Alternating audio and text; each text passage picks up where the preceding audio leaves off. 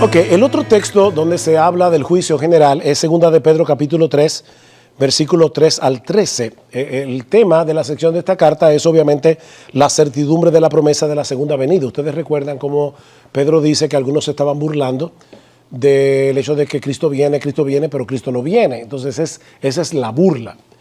Así que el tema de este texto es la segunda venida del Señor. Que quede eso bien claro. Ok.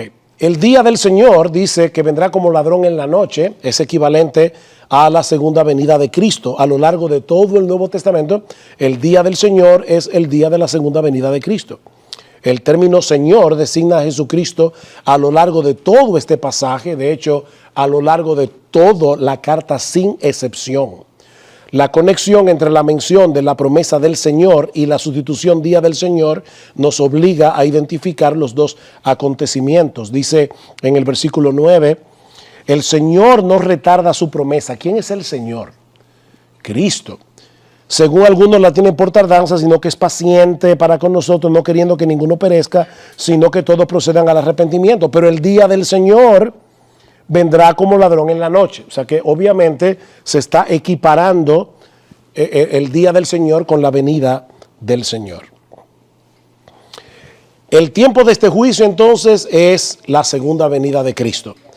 La conexión del versículo 7 con los siguientes versículos y cómo Pedro pasa inmediatamente del día del juicio a la promesa de la venida. Observa también que el versículo 10 es una referencia a la promesa de su venida. Y nos dice, compara el versículo 9 con Mateo 24, 43. Dice el versículo 9 otra vez, el Señor no retarda su promesa, sino que según algunos la tienen por tardanza, sino que es paciente, no queriendo que ninguno perezca, sino que todos procedan al arrepentimiento. Versículo 12, esperando y apresurándoos para la venida del día de Dios, que ya sabemos que es la segunda venida. ¿Y qué pasará? En el cual los cielos encendiéndose serán deshechos y los elementos siendo quemados se fundirán. Pero nosotros esperamos, según sus promesas, cielos nuevos y tierra nueva en los cuales mora la justicia. Cuando nosotros estudiamos los pasajes del Antiguo Testamento que hablan de los cielos nuevos y la tierra nueva, nosotros tenemos que interpretarlo. Ese es mi punto donde yo comencé la introducción, a la luz de estos pasajes claros del Nuevo Testamento que nos dicen que el cielo nuevo y la tierra nueva es el inicio de la eternidad. Y lo vamos a ver en un momento. El alcance de este juicio. ¿Quiénes serán juzgados? Es claramente universal, lo mismo que en Mateo 25, lo mismo que en Romanos 2. Eso es evidente con el paralelismo del diluvio que se encuentra en el versículo 6. Dice, por lo cual el mundo de entonces pereció anegado en agua. Y ahora dice versículo 7, pero los cielos y la tierra que existen ahora están reservados por la misma palabra, guardados para el fuego en el día del juicio y de la perdición de los hombres impíos. Hay un día del juicio que será la perdición de los hombres impíos. Versículo 10, pero el día del Señor vendrá como ladrón en la noche, en el cual los cielos pasarán con gran estruendo y los elementos ardiendo serán deshechos y la tierra y las obras que en ella hay serán quemadas. Versículo 12, otra vez, esperando y apresurándoos para la venida del día de Dios, en el cual los cielos encendiéndose serán deshechos y los elementos siendo quemados se fundirán. Entonces, ¿cuál es el alcance de este juicio? Bueno, así como el agua anegó el mundo entero y todo el mundo pereció en el diluvio, lo que Pedro está diciendo es que el fuego arrasará con el mundo entero. Esto es universal. Esto no es un juicio local para entrar en el milenio.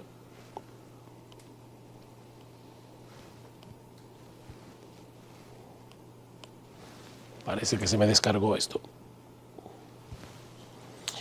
Los resultados del juicio. La destrucción eterna de los malos, versículo 7. Pero los cielos y la tierra que existen ahora están reservadas por la misma palabra, guardadas para el fuego en el día del juicio y de la perdición de los hombres impíos. Versículo 9, el Señor no retarda su promesa, según algunos la tienen por tardanza, sino que es paciente para con nosotros, no queriendo que ninguno perezca. Es evidente que está hablando aquí de condenación. O la bendición eterna de los creyentes, versículo 13. Pero nosotros esperamos, según sus promesas, cielos nuevos y tierra nueva en los cuales mora la justicia. Entonces, ¿cuál es el resultado de este juicio? El mismo que Mateo 25, vida eterna, condenación perpetua. El mismo que Romanos 2, vida eterna, condenación perpetua. Segunda de Pedro 3, vida eterna, condenación perpetua.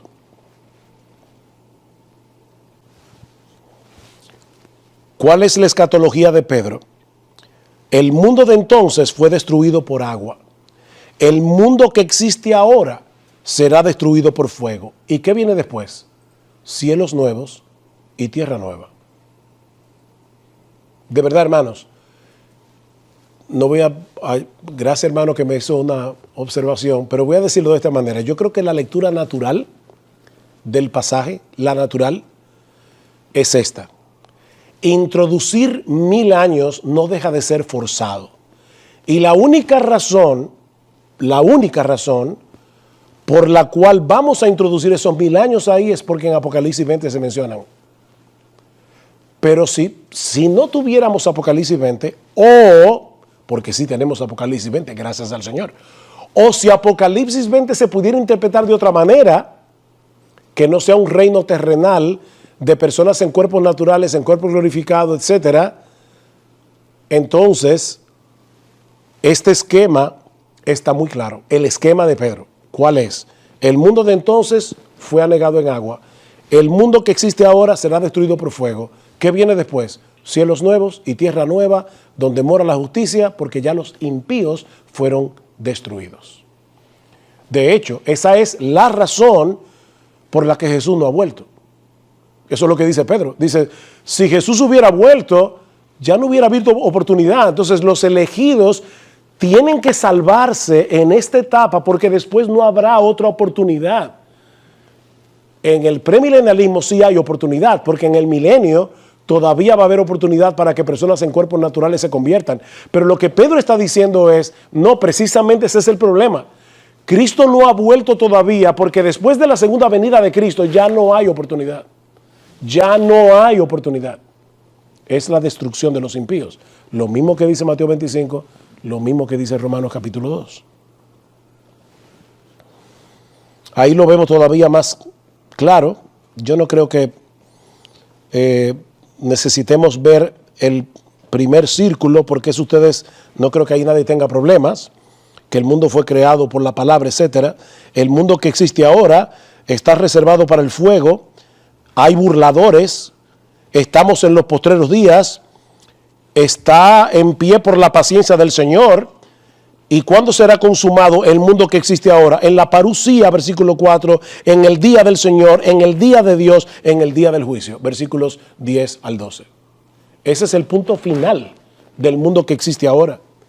¿Y cómo será el nuevo mundo según la escatología de Pedro? Su carácter, cielos nuevos y tierra nueva, en los cuales mora la justicia, y su consumación no tiene fin, es el día de la eternidad. Es el día de la eternidad. Versículo 18. Antes bien creced en la gracia y el conocimiento de nuestro Señor y Salvador Jesucristo. A Él sea gloria ahora y hasta el día de la eternidad. Y en el contexto, ¿cuándo comienza el día de la eternidad? Bueno, aparentemente, voy a decirlo así para ser cuidadoso, en el día de la segunda venida, después que se lleve a cabo el juicio de los creyentes y de los incrédulos. Ese nuevo cielo y nueva tierra ya no tiene consumación, porque es el día de la eternidad. No tiene fin, gracias al Señor. Conclusiones generales, afirmaciones de estos pasajes. El tiempo del juicio venidero es la segunda venida de Cristo. Los resultados del juicio venidero son vida eterna y castigo eterno. El alcance del juicio es absolutamente universal. Conclusión, este siglo venidero, dividido por el juicio general en la segunda venida. La pregunta es, ¿cómo encajamos en este esquema el reino de 1000 años propuestos por los premilenialistas? A mí se me invitó, ¿verdad?, aquí a defender mi postura, y eso es lo que estoy haciendo, respetuando los que tienen una postura diferente, pero lo que estoy diciendo es, este esquema, como lo hemos presentado, y viendo los textos bíblicos que hablan del juicio general, no da lugar a un reino terrenal de 1000 años. Con eso llegamos a la sesión 3. ¿Qué hemos visto hasta ahora? División estructural, este siglo y el venidero. La línea divisoria, el juicio general, el alcance de ese juicio, todos los hombres, el tiempo, la segunda venida, los resultados, vida eterna y condenación perpetua. Eso es lo que hemos visto hasta aquí. Ahora vamos a entrar a hablar acerca del reino. El concepto del reino. Primero, la definición del reino. La palabra reino tiene un problema en nuestras mentes en español. Y es que cuando nosotros pensamos, por ejemplo, en el Reino Unido, hay un territorio en el cual la reina Isabel II es monarca. Entonces, cuando nosotros pensamos en un reino, nosotros pensamos en un espacio geográfico. Pero cuando la Biblia usa la palabra reino, más bien está hablando de la autoridad de Dios sobre todo el universo que Él ha creado. En esa autoridad, los creyentes nos sometemos gozosa y voluntariamente al reino de Dios, mientras que los impíos rechazan la autoridad del Dios del reino. Así que no pensemos en un espacio geográfico como el Reino Unido de Inglaterra, Irlanda, Escocia. No, estamos hablando de la autoridad real, no en contraposición a falsa, sino real, de realeza. O sea, lo que sería royalty, ¿cómo se dice? O sea, ¿cómo diríamos eso? La autoridad de realeza de Dios sobre todo el universo que Él ha creado. Esa es la definición del reino. El Señor ha establecido su trono en los cielos y su reino domina sobre todo. La definición del reino, la soberanía de Dios sobre todas las cosas. La esfera de la salvación. Mirándolo, Jesús le dijo, qué difícil es que entren en el reino de Dios los que tienen riqueza. Pregunta, si nuestro Dios, dice el Salmo, reina sobre todo, ¿cómo estamos hablando aquí de alguien que entra en el reino de Dios? Bueno, por lo que acabo de decir, la autoridad de Dios es universal, pero no todos la reconocen.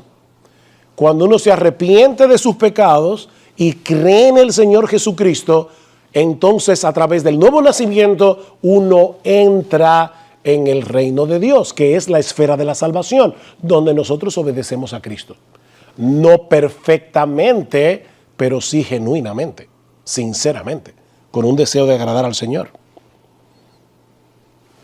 Jesús respondió, en verdad te digo que el que no nace del agua y del Espíritu no puede entrar en el reino de Dios. Obviamente, hermanos, y no estoy siendo irónico aquí, pero yo creo que los premilenialistas van a estar de acuerdo conmigo en que Jesús no está hablando del milenio. Cuando dice aquí, no puede entrar en el reino de Dios el que no ha nacido de nuevo. No es que no va a entrar en el milenio, es que no va a entrar en esa esfera de salvación en el que Dios nos gobierna por medio de su ley y de su palabra. Desde los días de Juan el Bautista hasta ahora, el reino de los cielos sufre violencia y los violentos los conquistan por la fuerza. No todos entran en el reino de Dios. El Hijo del Hombre enviará a sus ángeles y recogerán de su reino a todos los que son de tropiezo y a los que hacen iniquidad. Pregunta, según la parábola del trigo y la cizaña que ya estudiamos, ¿cuándo va a pasar eso? En el fin del siglo. En el fin del siglo, donde vendrá la siega y los impíos serán quemados. Sin embargo, es interesante que Cristo dice que esos impíos van a ser recogidos de su reino. Entonces, ¿inauguró Cristo o no el reino? Es un reino inaugurado que no ha sido consumado, pero Él está diciendo, ellos van a ser sacados de mi reino, pero el misterio del reino es que todavía hayan impíos aquí a pesar de que ya Cristo es rey. porque los judíos no podían entender eso a la luz del Antiguo Testamento. Ellos creían como Juan el Bautista, viene el Mesías, el hacha está puesta a la raíz de los árboles, la cizaña será apartada del trigo, la cizaña será quemada y el trigo será puesto en el granero. Y lo que Cristo enseña en la parábola del trigo y la cizaña es el misterio de que hay un valle entre el reino iniciado y el reino consumado, el tiempo de la siembra y el tiempo de la siega. Ese es el misterio. Por eso yo les decía que la parábola del trigo y la cizaña tiene el problema de que no tiene ningún problema. Porque ¿en qué sentido eso era un misterio? En el sentido que lo estamos diciendo ahora. Es del reino que estas personas van a ser recogidas. ¿Cuándo? En la segunda venida de Cristo. Dios siempre ha poseído el derecho regio. Esa era la palabra que estaba buscando ahorita. Dios siempre ha poseído el derecho regio a ser obedecido por sus criaturas. Dios, como soberano creador, siempre ha poseído la omnipotencia para mantener tales derechos. Dios siempre ha mantenido esos derechos en el cielo, el trono del universo. Dios siempre ha ejercido una providencia regia sobre todas las cosas, de tal manera que todo ocurre por medio de y de acuerdo con su propósito y decreto soberano. Yo espero que nadie aquí en este salón niegue eso. Nuestro Dios es rey. No va a ser rey. No, Él es rey. Y Él hace todas las cosas, Efesios capítulo 1, versículo 11, conforme al designio, conforme al propósito, conforme al decreto de su soberana voluntad. El carácter del reino. El reino de Dios es eterno. Daniel 4, 34 al 35. Eso es lo que dice Nabucodonosor. Su reino no tendrá fin. El reino de Dios es escatológico. Por eso nosotros oramos y decimos, venga tu reino. La realidad del pecado y la derrota futura de las fuerzas del mal hacen necesaria la oración, venga tu reino. Entonces, ustedes ven cómo vivimos en una tensión entre el ya y el todavía no. Por fin, ¿estamos en el reino o no estamos, o estamos esperando que venga el reino? Respuesta, sí. Las dos cosas. Porque el reino es una realidad presente en un sentido y es una realidad futura en otro sentido. Nosotros estamos pidiéndole al Señor, venga tu reino, por favor, Señor, ya ven, que tu reino se consume aquí en la tierra, que tu trono sea establecido para siempre. El reino de Dios es la meta escatológica de la historia. Por esa razón. En los días de estos reyes, el Dios del cielo levantará un reino que jamás será destruido. Y este reino no será entregado a otro pueblo, desmenuzará y pondrá fin a todos aquellos reinos y Él permanecerá para siempre. ¿Cuándo pasó eso? Cuando Cristo nació. Dice que en los días del cuarto rey, que es Roma, va a venir una piedra no cortada con manos que va a crecer y se va a hacer un gran monte. Y ahí es que dice, el Dios del cielo levantará un reino que jamás será destruido. Ese es el reino de nuestro Señor Jesucristo, que ya fue inaugurado. Y que no será destruido, porque las puertas del Hades no prevalecerán contra los suyos. Eso lo veremos después con más calma, 1 Corintios 15. Entonces, la venida del reino es pasada, presente o futura. La venida del reino es aún futura. Mateo 5:3. Bienaventurados los mansos, bienaventurados los pobres en espíritu, porque de ellos es el reino de los cielos. Bienaventurados sois cuando por mi causa os vituperen y os persiguen y digan toda clase de mal contra vosotros mintiendo. Gozaos y alegraos, porque así persiguieron a los profetas que fueron antes que vosotros, pero vuestro galardón será grande. ¿En dónde? En el reino de los cielos. Y así podemos citar Lucas 21, Lucas 22. Sin embargo, las Escrituras también dan a entender que la venida del reino ya tuvo lugar y que el reino es una realidad presente. Las dos cosas. Por ejemplo, la derrota de Satanás, Mateo capítulo 12. Y de paso, aquí voy a decir algo bien profundo. Yo sé que están cansados, pero Mateo 12 está antes de Mateo 13. Y después de Mateo 11. Wow.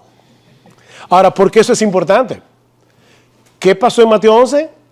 Juan el Bautista pregunta, ¿eres tú el que habrías de venir o tenemos que esperar a otro? Porque el concepto que él tenía del reino no encajaba con el hecho de que él estaba en prisión. Mateo 12, antes de que Cristo dijera las parábolas del reino, donde va a explicar el misterio, escuchen lo que pasa. Mateo capítulo 12, versículos 28 al 29. Ustedes conocen el pasaje. Cristo sacó un demonio y ¿de qué acusaron al Señor? Oh, sí, tú sacas demonios por el príncipe de los demonios. Respuesta del Señor, versículo 28. Pero si yo, por el Espíritu de Dios, echo fuera a los demonios, ciertamente ha llegado a vosotros el reino de Dios. Porque ¿cómo puede alguno entrar en la casa del hombre fuerte y saquear sus bienes si primero no le ata y entonces podrá saquear su casa? ¿Qué está diciendo Jesús aquí? Él está diciendo, es por el dedo de Dios o por el poder del Espíritu de Dios que yo estoy echando fuera demonios. ¿Y eso qué significa? Que Satanás está perdiendo terreno. Eso significa que el reino de Dios ya llegó. Y por lo tanto, todos aquellos que se convierten a mí están entrando en mi reino. Así que el reino es una realidad presente, porque ciertamente Cristo estaba sacando fuera demonios por el poder del Espíritu Santo, no por el poder de Belcebú. Lo vemos en la enseñanza del reino, Lucas 16, 16.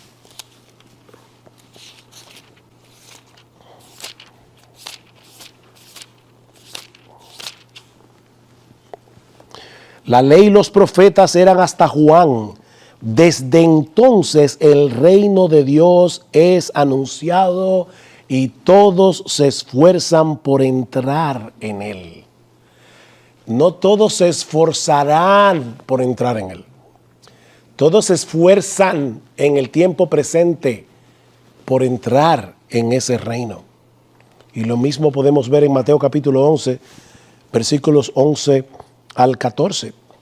De cierto os digo, entre los que nacen de mujer no se ha levantado otro mayor que Juan el Bautista, pero el más pequeño en el reino de los cielos mayor es que él. Desde los días de Juan el Bautista hasta ahora el reino de los cielos sufre violencia y los violentos lo arrebatan, porque todos los profetas y la ley profetizaron hasta Juan, y si queréis recibirlo, él es aquel Elías que había de venir. Fíjense, Cristo está hablando aquí del reino como algo presente. En sus días, el reino de los cielos estaba sufriendo violencia, pero algunos estaban entrando en él, por la gracia del Señor. La entrada del reino, Mateo 23, 13.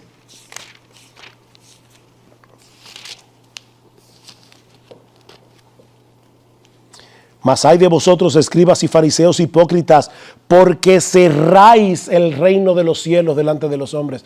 Si el reino es una realidad únicamente futura, ¿cómo Cristo pudo haber acusado a los fariseos de que ellos con su legalismo estaban cerrando la puerta al reino de los cielos?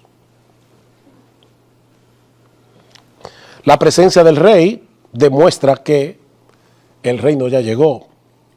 Mateo 21, versículos 4 y 5.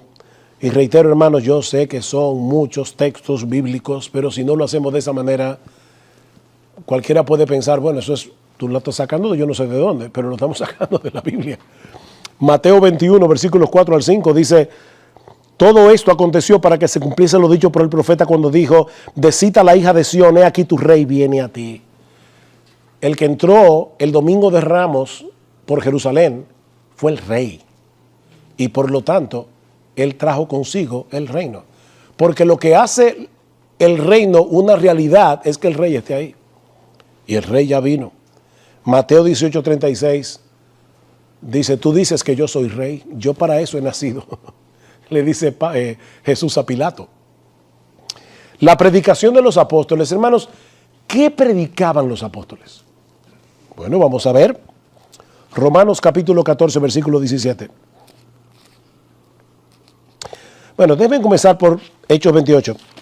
¿Cómo termina Hechos? Bueno, dice que Pablo permaneció 2 años enteros en una casa alquilada y recibía a todos los que a él venían, predicando el reino de Dios y enseñando acerca del Señor Jesucristo abiertamente y sin impedimento. ¿Qué predicaba Pablo? El reino de Dios. Alguien puede decir, bueno, él estaba predicando el milenio. Bueno, yo tengo un problema con eso. Vamos ahora a Romanos capítulo 14, versículo 17.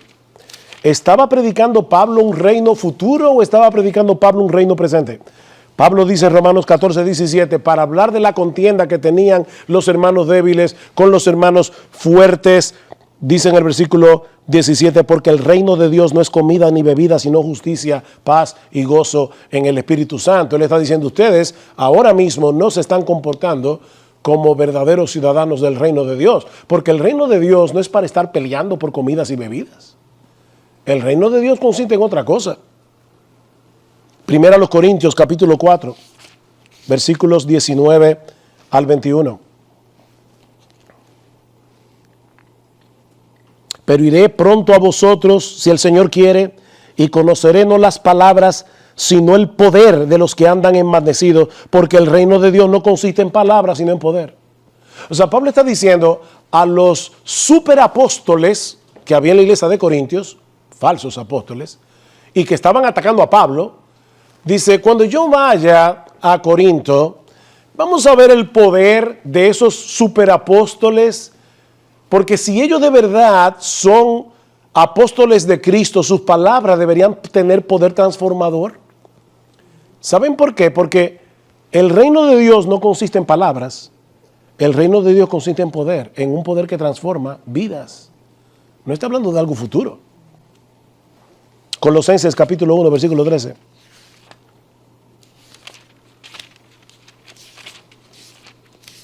Ese texto que voy a citar ahora, me voy a tomar la molestia de leerlo de mi Biblia, porque es tan claro, el cual Dios nos ha librado de la potestad de las tinieblas y trasladado al reino de su amado Hijo.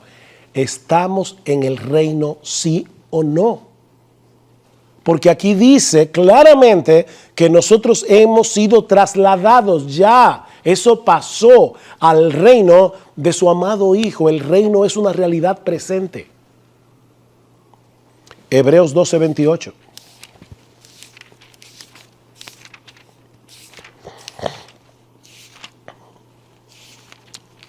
Y noten, hermanos,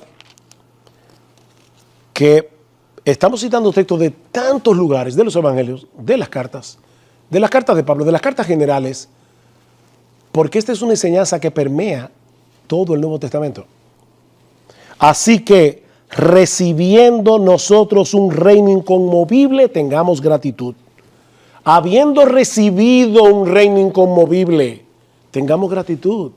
Y mediante ella sirvamos a Dios agradándole con temor y reverencia. Ya nosotros recibimos esa bendición, recibimos ese regalo. Sirvamos a Dios.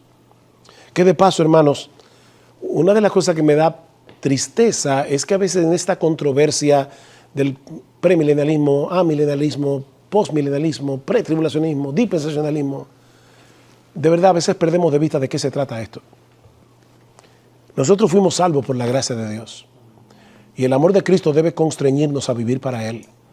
Nosotros podemos saber todos los esquemas escatológicos y todos los cuadros y todos los esquemas. Si al final de cuentas eso no me está moviendo a amar más a mi Señor y a vivir para Él, de verdad, hermanos, eso no sirve de nada. Eso no sirve de nada. Tengamos gratitud y mediante ella sirvamos a Dios. La entronización del rey. ¿Cómo sabemos que estamos en el reino? Bueno, porque nuestro rey está en su trono. Hechos capítulo 2, versículo 29. Hechos capítulo 2, versículo 29. Varones hermanos, después que Pedro cita el Salmo 16, dice, varones hermanos, se puede decir libremente del patriarca David que murió y fue sepultado y su sepulcro está con nosotros hasta el día de hoy. Pero ¿qué enseña el Salmo 16? No dejarás que tu santo vea corrupción. ¿Qué es lo que Pedro está diciendo? Pedro está diciendo, hermanos, de verdad, estudien su Antiguo Testamento. ¿David vio corrupción? Sí, Entonces no pudo haber sido acerca de él mismo que él escribió el Salmo 16. Y lo triste es en cuántas iglesias se predica el Salmo 16 y se habla del consuelo, de que Jehová está siempre delante de mí, etcétera. Y no se habla de la resurrección de Cristo cuando el Salmo 16, el tema es la resurrección de Jesús. Y Pedro lo que está diciendo a los judíos de su época era, ustedes debieron haberlo interpretado bien, porque es lógico que David se pudrió en la tumba. Y lo que él le pidió a Dios fue, no dejes que mi alma se pudra en el Seol. Entonces no puede haber sido de David. Ahora escuchen lo que dice Pedro. Se os puede decir libremente que David murió, fue sepultado y su sepulcro está con nosotros hasta el día de hoy. Pero siendo profeta y sabiendo que con juramento Dios le había jurado que de su descendencia en cuanto a la carne levantaría al Cristo para que se sentase en su trono como que, como el rey davídico prometido en el pacto davídico, viéndolo antes, habló de la resurrección de Cristo, que su alma no fue dejada en el Hades, ni su carne vio corrupción. A este Jesús resucitó Dios, de lo cual todos nosotros somos testigos. Así que, exaltado por la diestra de Dios y habiendo recibido del Padre la promesa del Espíritu Santo, Él ha derramado esto que vosotros veis y oís. Porque David no subió a los cielos, pero él mismo dice, dijo el Señor a mi Señor, siéntate a mi diestra hasta que ponga a todos tus enemigos por estrado de tus pies. Sepa pues ciertísimamente toda la casa de Israel que a este Jesús, a quien vosotros crucificasteis, Dios le ha hecho Señor y Cristo. Hermanos, ¿qué significa eso? Wow, eso es, aparte de toda discusión y controversia teológica, en medio del caos moral en el que nosotros estamos viviendo. Qué bueno es saber que nuestro Señor Jesucristo reina. Él reina, Él es Señor, Él está sentado en su trono. Eso no es solo una realidad futura, es una realidad presente. Efesios capítulo 1, versículos 20 al 23.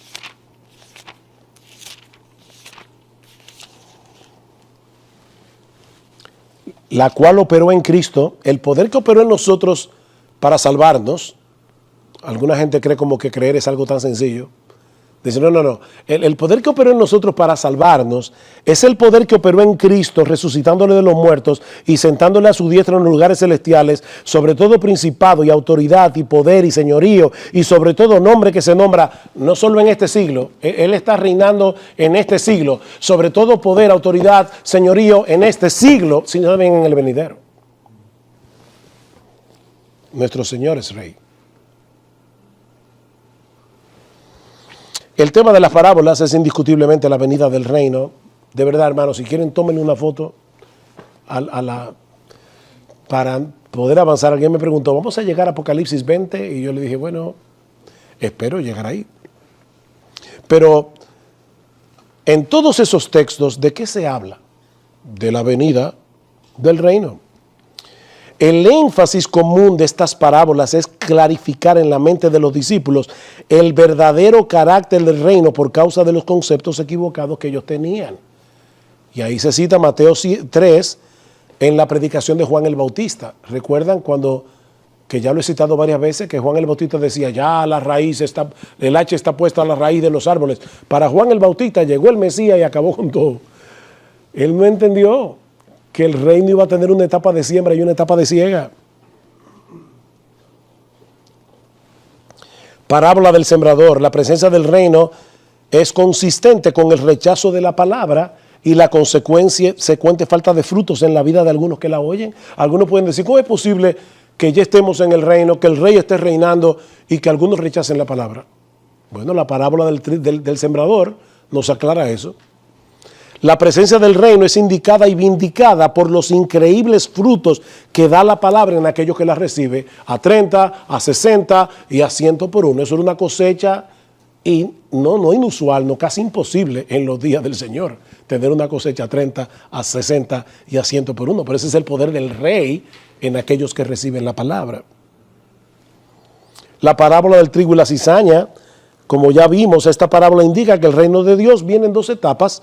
El tiempo de la siembra, donde crecerán tanto el trigo como la cizaña juntos durante el tiempo del reino, y el Mesías vino como sembrador. El Señor está sembrando la palabra a través de sus mensajeros. El tiempo de la cosecha, donde el Mesías vendrá como segador en la venida del reino. Y ahí no habrá chance para salvación de nadie. Vino el segador. ¿Y qué va a pasar?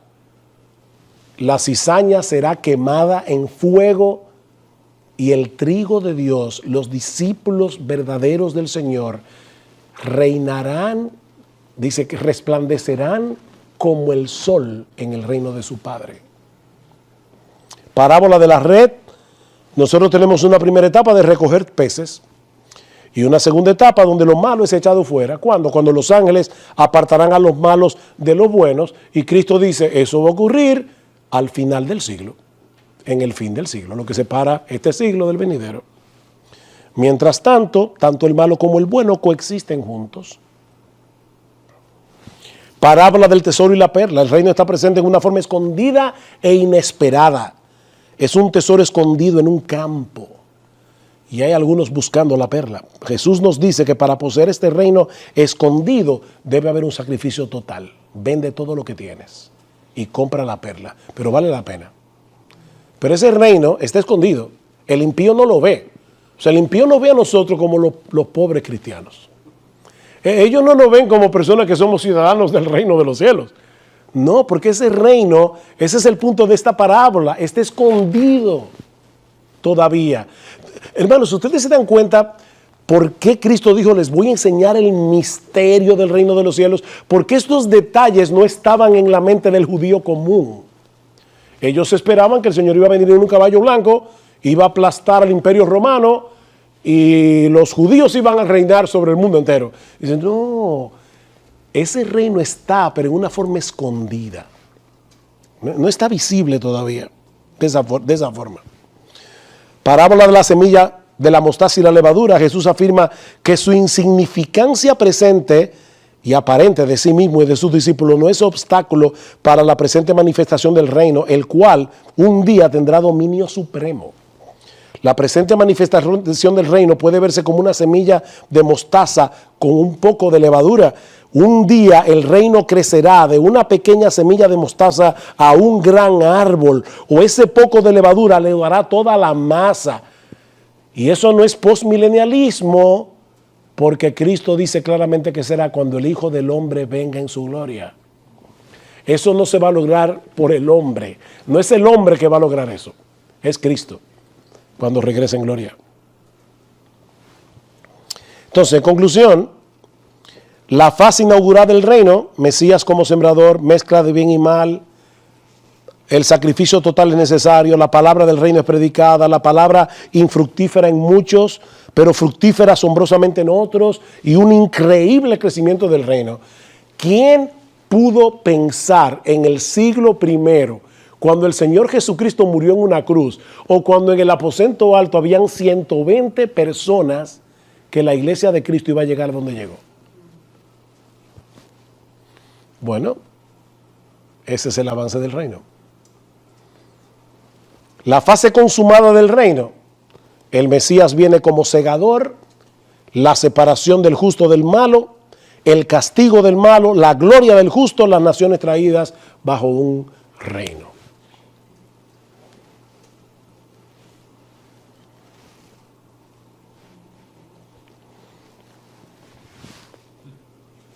¿Están cansados? ¿Le damos 10 minutos más? Seguimos.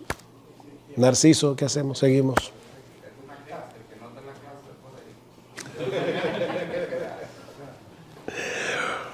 Bien, hermanos, ¿qué hemos visto hasta ahora?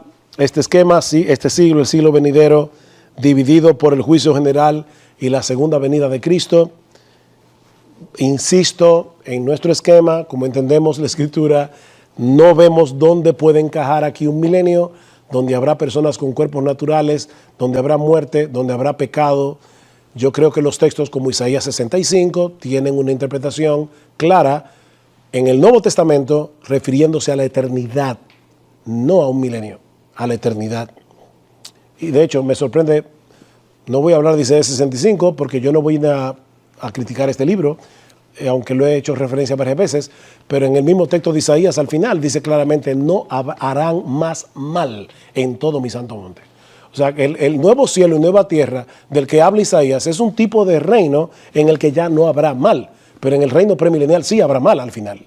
Pero Isaías dice claramente que no. Así que obviamente yo tengo que interpretar Isaías 65, que habla de nuevos cielos y de nueva tierra, como lo interpreta Pedro, como lo interpreta Juan. 3 textos que presentan el reino, ya vimos Mateo 13, presenta el reino en parábolas, 1 Corintios 15 presenta el reino en prosa y Apocalipsis 20 presenta el reino en lenguaje apocalíptico. Así que nos estamos acercando a Apocalipsis 20, pero primero tenemos que ver ahora, bueno, ya vimos esto, lo voy a saltar a 1 Corintios 15.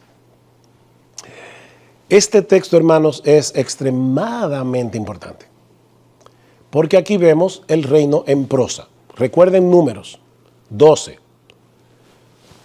Hay, para aquellos que llegaron más tarde, según Números capítulo 12, cuando se habla en visión, en sueños, como Dios le habló muchas veces a los profetas, es en un lenguaje más oscuro que cuando Dios habla como le hablaba a Moisés, cara a cara y claramente. Bueno, lo que estamos diciendo es que aunque los premilenialistas nos dicen que nosotros debemos interpretar todos los textos del reino a la luz de Apocalipsis 20, nosotros decimos que es al revés, que debemos interpretar Apocalipsis 20 a la luz de estos textos que están más claros. Entonces vamos a 1 Corintios capítulo 15, versículo 20 al 28.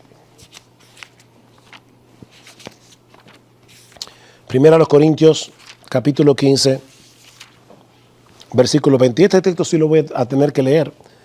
Es muy importante.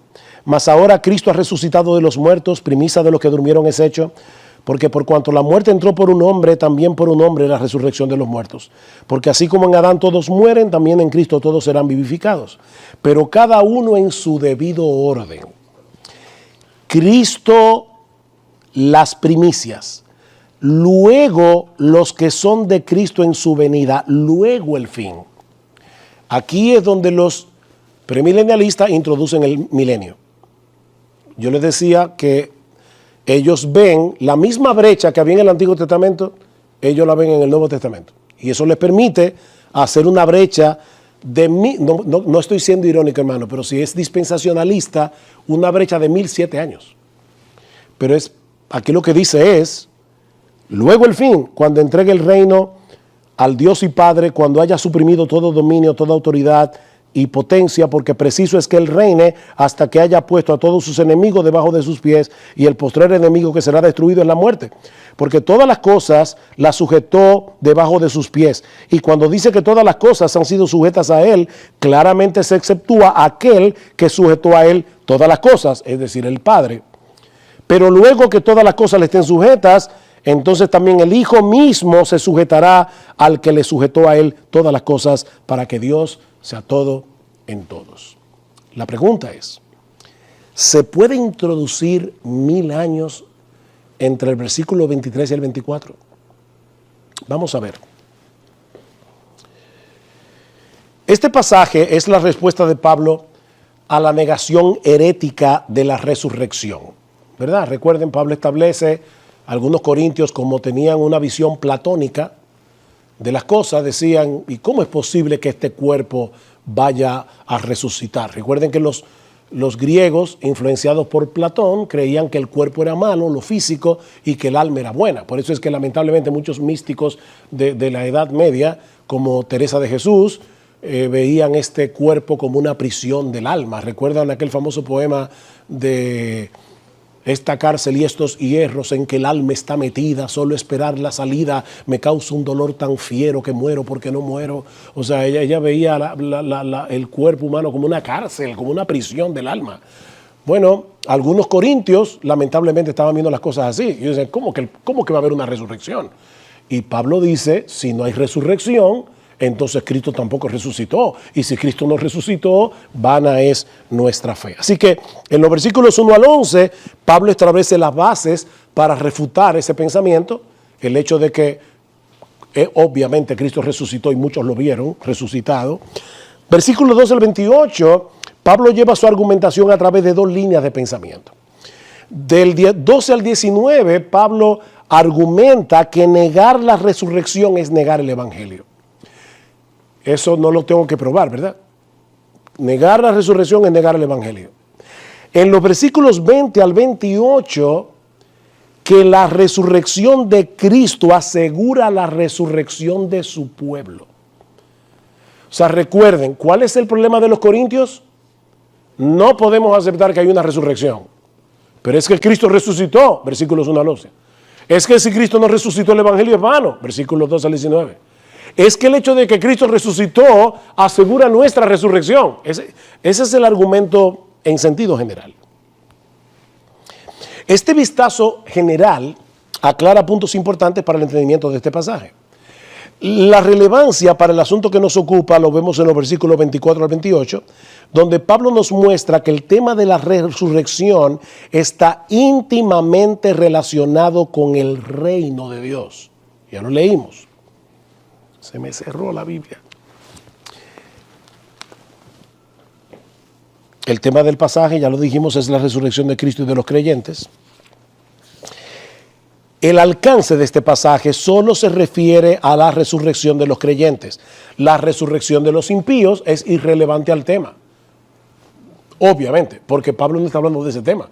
Está hablando de la resurrección de los creyentes.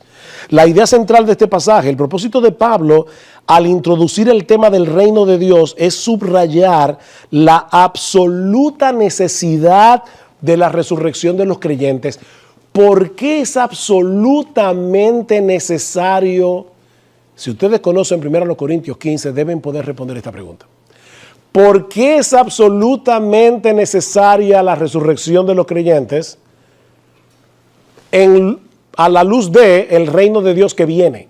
Recuerden que hay dos aspectos del reino, futuro y presente. A la luz del reino futuro, ¿por qué es importante? ¿Por qué es necesaria? Es una pregunta que no es retórica.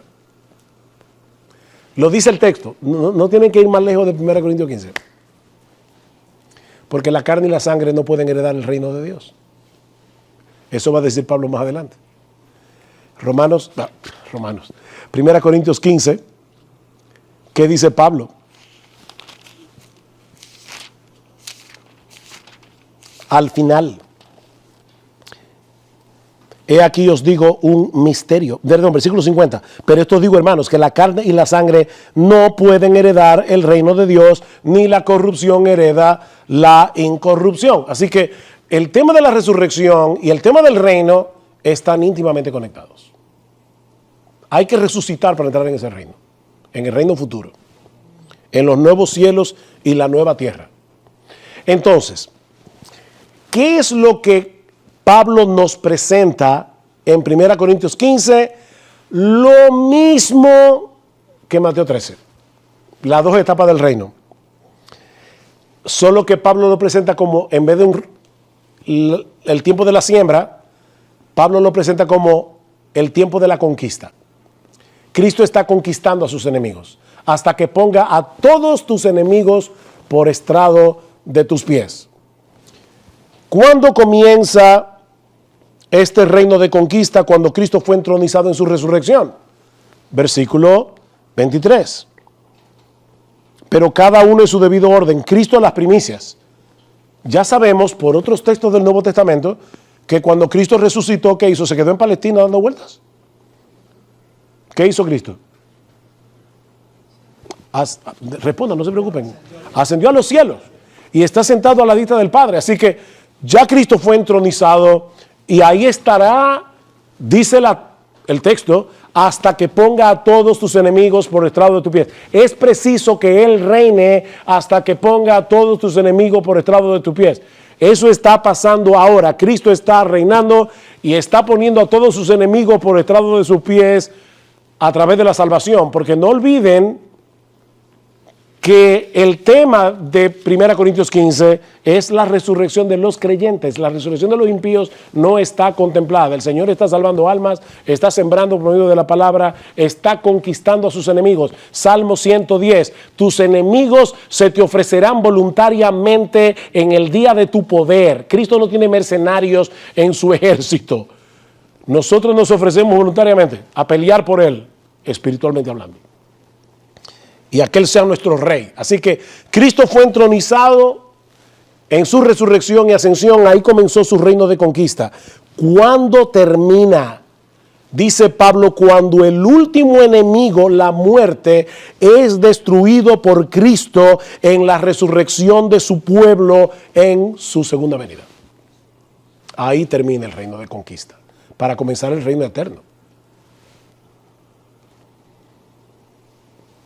Fíjense, reino de conquista. Lamentablemente mi papelito se ve, así que lo voy a hacer con el lápiz, con el dedo, perdón. Bueno, ustedes lo ven ahí. Reino de conquista corresponde con este siglo. El juicio en general, segunda venida, viene el siglo venidero, donde encajamos en este esquema el reino de los 1000 años propuesto por los premilenialistas. Bueno, Matt Waymeyer dice, porque hay un gap, hay una brecha entre el versículo 23 y el versículo 24, y por eso dice luego el fin, 1000 años después. O sea, lo que dice es, Cristo las primicias, los que son de Cristo en su venida, y 1000 años después, el fin. Pero eso tiene un problema. El problema es lo que dice el versículo 51. He aquí os digo un misterio, no todos dormiremos, pero todos seremos transformados en un momento, en un abrir y cerrar de ojos, a la final trompeta, porque se tocará la trompeta y los muertos serán resucitados incorruptibles y nosotros, si estamos vivos, seremos transformados. Porque es necesario que esto corruptible se vista de incorrupción y esto mortal se vista de inmortalidad. Y cuando esto corruptible se haya vestido de incorrupción y esto mortal se haya vestido de inmortalidad, entonces se cumplirá la palabra que está escrita: sorbida es la muerte en victoria. ¿Dónde está, oh muerte, tu aguijón? ¿Dónde, oh sepulcro, tu victoria? Mis hermanos, la lectura natural de este texto es que hay un postrer enemigo que tiene que ser destruido, es la muerte. Y según el final de 1 Corintios 15, ese enemigo será destruido en la resurrección de los creyentes. No sé si pudieron ver con calma. Yo estoy leyendo, yo quiero que ustedes, hubiera querido ponerlo en pantalla porque yo necesito que lo vean en el texto, pero porque a veces uno escuchando se puede perder de algo. Pero está diciendo, cuando esto corruptible se haya vestido de corrupción y esto mortal se haya vestido de inmortalidad, entonces se cumplirá la palabra que está escrita: sorbida es la muerte en victoria. Si ustedes lo ven, es exactamente lo mismo que Pablo dice en el versículo 24. Vamos atrás. Luego el fin. ¿Qué cualifica ese luego el fin? Dos cuandos. Cuando entregue el reino al Dios y Padre, cuando haya suprimido todo dominio, toda autoridad y toda potencia. Ese es el fin. Dice, porque, ahora va a explicar, es preciso que Él reine hasta que haya puesto a todos sus enemigos debajo de sus pies. Y el postrer enemigo que será destruido es la muerte. ¿Y cuándo va a pasar eso? Según los versículos 51 en adelante. Cuando esto mortal